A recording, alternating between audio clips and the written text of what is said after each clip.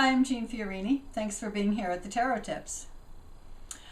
We've had a request to talk a little bit about how to meditate using your tarot cards. Now, probably as soon as I said meditate, some of you went, no thank you.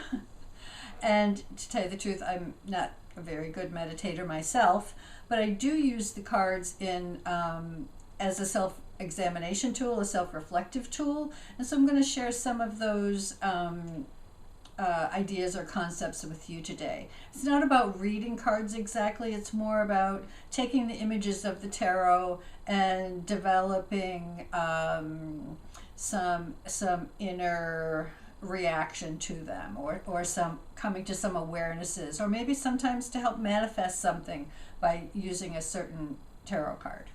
So I'm going to give you 4 different ways to, if you want to call it, play around with your cards. Different from reading, but still getting information from the images on your cards. The first exercise is one that I use quite often in groups that I have, and it actually works a little better if you don't know a lot about cards, because our tendency is to draw a card and look at it and try to figure out what it means. If we know something about a card, we think about all those associations with the card. But in this little exercise, what I ask people to do is to draw a card at random, and as soon as you turn it over, pay attention to the first image that captures your attention. What is the first thing I notice on that card? It could be a color. It could be something in the background. It could be something, part of a person. It could be somebody's yellow hair. It could be their red shoes. It could be a bird in the background. Doesn't really matter. Pay attention. It's not about reading what the card means. Pay attention to that, whatever image captures your attention.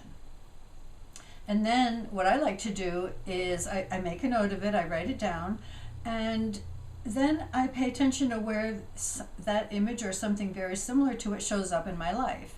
How is that reinforcing to me? How does that support where I am in my life? Oh, I'm going to pay attention to what I was doing when I saw that image.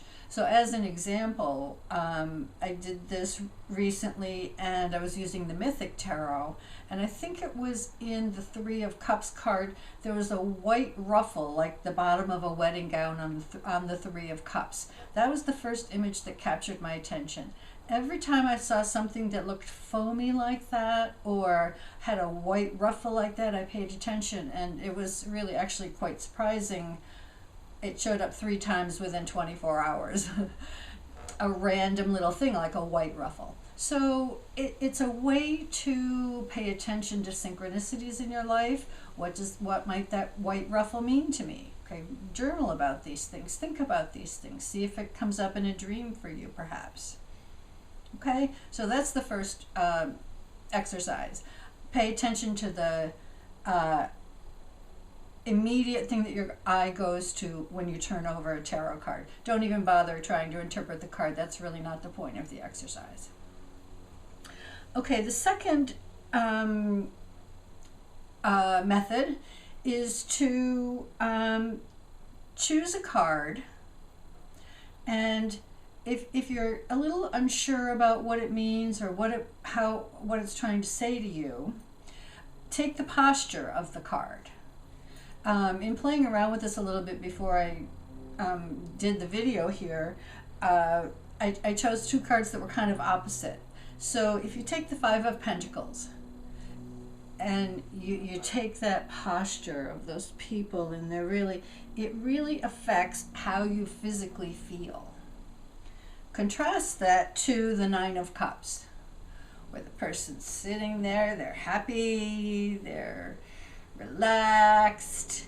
It's got a totally different feeling in your body. Not what does that card mean, but how does that feel in my body when I take that posture?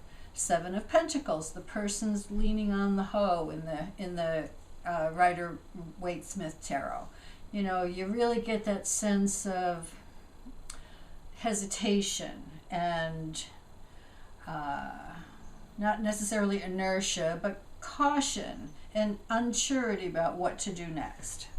Okay, so assuming the posture in the card, taking really literally acting it out is a really good way to embody a card, get some extra information from a card. Am I comfortable doing that? Does it make me feel weird? You know, what do I learn about myself when I replicate what I see in that tarot card? That's method number 2. So method number 3 is a favorite one of mine also, because it involves arts and crafts, cutting and pasting. To choose a card intentionally, this would be about manifesting. So choose a card that represents something that you'd like to manifest in your life, whatever it is. Put it in the center of a blank piece of paper. So you could have a regular size piece of paper, or you could have a poster board size piece of paper, and then you collage around that image. So you put the image you put the card in the center of the blank palette, if you want to say the blank surface, and then you can draw things. You can cut out pieces of pictures from magazines. You can throw other tarot cards on there. You could be as creative and inventive about that image, what it brings up in you, what you'd like to manifest. Things that resonate with you that have to do with, for better or for worse, for good or for bad, about what that image is in the center. And something like that is subject to constant reorganization. It isn't like you're going to get it done and there it is. You might find 2 weeks later, oh, I don't like that, I'm going to put this on here. Okay, so you're working with your emotions, you're working with your unconsciousness to try to manifest, focus, bring something into your physical reality. So that's a way of creating it on paper so that you can create it in your life. And the 4th method is really the more classic approach, and Rachel Pollack uses this method. Also, Katrina Wynne has quite a lot of information about how to step into the card. And really this is more about the meditative aspect of working with cards. So you would get yourself into a calm, quiet state, and then if there was a card or an energy or an image that you wanted to work with, you would have chosen it already ahead of time intentionally. And so once you get yourself centered and kind of relaxed, then you take the card and just imagine that you're walking into it, that you're walking into that scene. The Rider-Waite-Smith deck is great for this because Pamela Coleman Smith was a set designer, and so a lot of the images and pictures that you see in a Rider-Waite are easily inserted yourself into. You can step onto that stage, so to speak, and enter into dialogue with whatever's there. If it's the Moon card, maybe you talk to the animals. Maybe you have a conversation with the people in the 6 of Pentacles or the 6 of Cups. Maybe you go back to that 5 of Pentacles and ask those people, what's the matter? What's going on? Is there anything I can help you with? What do you need?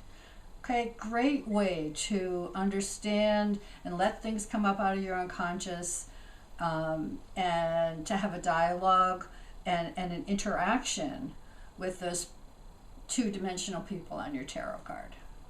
Okay, so those are kind of low impact, if you want to say fun, ways of working with your cards. But just let me say, there's a lot of dynamic information that wants to come out of our unconscious, and some of these exercises are a really good way to get at that. So don't be surprised if you start off with a simple little exercise but have a pretty big epiphany along the way. Okay, so thank you very much for the question, and thank you all for being here. See you next time.